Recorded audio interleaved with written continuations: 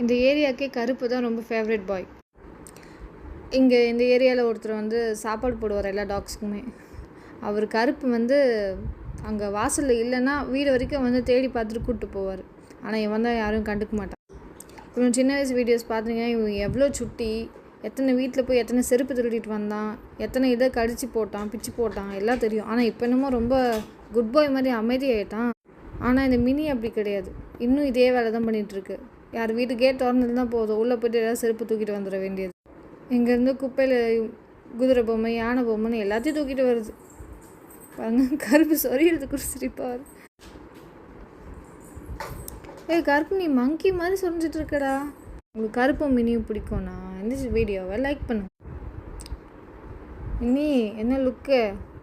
ஆனால் உண்மையாகவே கருப்பு பையன் கூட சின்ன வயசில் செம சுட்டியாக இருந்தால் வளர்ந்தவன்னு திரும்பிட்டான். ஆனால் இந்த மின்னி குட்டி போட்டுச்சு. குட்டி போட்டும் அது இன்னும் குழந்த மாதிரி தான் சுற்றிட்டுருக்கு. அங்கே பாருங்கள், அதோட சேட்டையும் அட்டகாசமும் அடங்கவே மாட்டேங்குது. எங்கள் வீடு சுற்றி குப்பை தான் கிடக்குது. எல்லாத்தையும் மினி தான் தூக்கிட்டு வந்து